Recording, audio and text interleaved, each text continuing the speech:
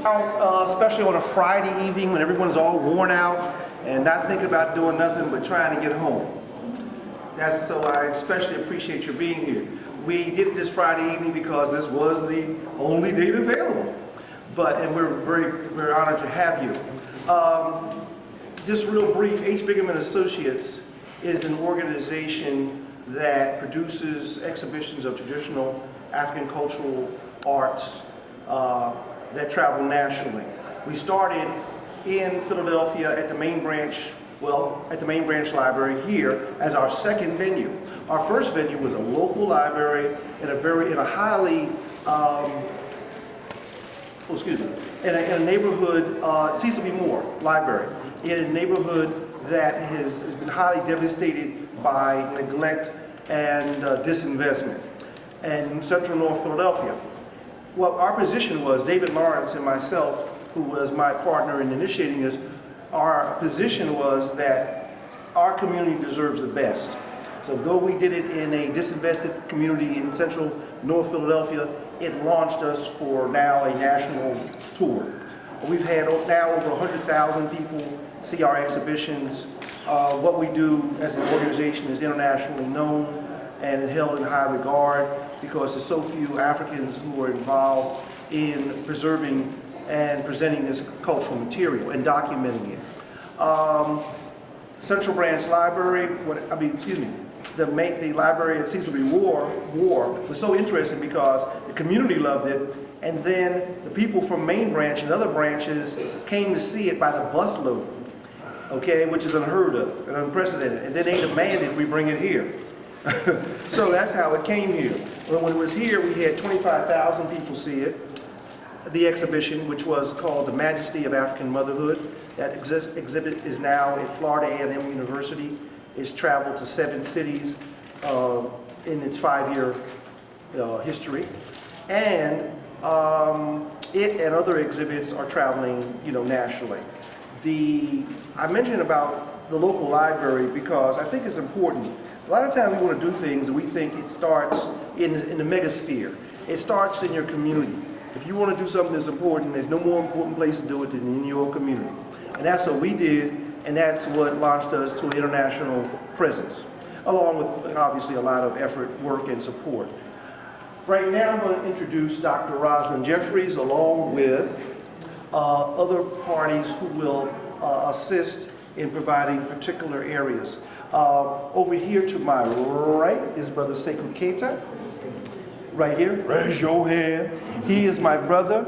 He is the brother who is providing me so much inspiration, access, and information about this culture and material. Okay. Then this is my little brother, Sekuba Jawada. He is a specialist in work from the Congo. And Brother Abdul? Sano. Salu. So the Salu? Sano. I'm sorry. Brother Sano will also assist in providing further depth. This is something you don't get in African cultural materials. Firstly, you don't have Africans that are never allowed to talk about it. They did an exhibit in Philadelphia called African Voices, and the voices of African people wasn't there, if you notice, at the Philadelphia Museum of Art. And the exhibit was named African Voices, all right? So this is unprecedented. It's also secondarily unprecedented to have Africans who live the culture, who are involved still with the culture and producing the material as sculptors or as importers, be able to provide first-hand commentary. This don't happen, okay? It's not allowed to happen because African cultural material has been totally colonized. For example, we wrote an article for Black Issues Books Review, and in that article they asked us, 5 of our scholars, including Dr. Jeffries, who I will shortly directly to in a moment. In that article, 5 of our scholars wrote various segments. It's in a magazine that's here called Black Issues Books Review. They asked us, they said, listen, we need you to review books by Africans and African Americans on African arts. Well, spend some time over at the University of Penn Museum of Anthropology, go through their 2,000 volumes, and find 10 books written by an African or African American. and it won't happen because they are not published, they are not put in public access, etc., etc. So we're talking about material that has been totally taken away from our community, and the purpose of us doing these exhibits is not about art. It's about the African sculpture was created as a means of providing and maintaining cultural values, something that we as a people in this nation are in desperate need of. So that is the purpose. All exhibits we do are basically come from a place of providing information, quality, access, and a position that enriches the knowledge and the spirit of people, and particularly African people who have been so put down regarding this cultural material. There's a few other people whose heads I don't see. Okay, so what I will do at this point, I will introduce the main speaker. And then Brother Herman, who has supplied the comedic material, will comment specifically on that area, and Dr. Rosalind Jeffries. Now, Rosalind Jeffries is, I always say, a monster.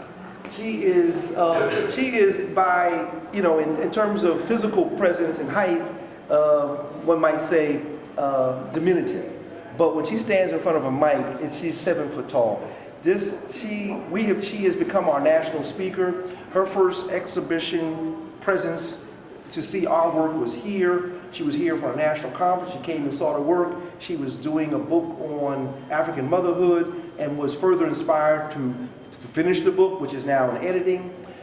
Several books, in fact, by Africans have been written now because of the exhibitions that we are doing. Major scholars, who I won't bother to mention, are now doing books and producing books. Dr. Jeffries is an art historian, a cultural hero of our community.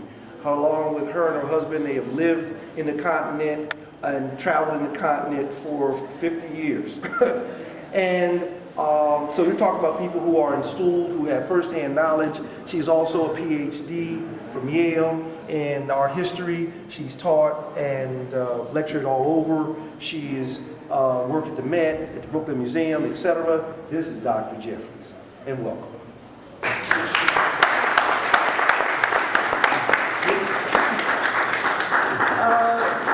Greetings, it's a pleasure to be here, and I'm always so happy to be involved with the scholars around Herman Bigham and the great work that he has done, and also his son Ramesses, who has a special eye and does much of the curatorial work along with him. We also keep in mind too that Mfadishi Salim also should stand with these brothers from the Congo and from Mali, because he was born in East Africa. He was born in East Africa, spent much of his life here in America, but he still remembers and goes back, has been with the Bushmen, so-called, the Khoi people, and involved in the Leopard Society and things of that sort, but is a specialist in the Medo-Netra language. And so I'm very delighted to have brothers from the Congo and from Mali, so that Guinea, okay, Guinée, nous avons visité Guinée aussi, nous avons habité Côte d'Ivoire 12 années. Ah, oui, n'est-ce pas? Oui, c'est bien. And so we look forward to these things because we call them a sharing, that no longer can one individual stand up and begin to talk when you know what happens in your homeland, in your soul, and in your spirit. And so I'm delighted to be here in this, what we will be calling a sharing.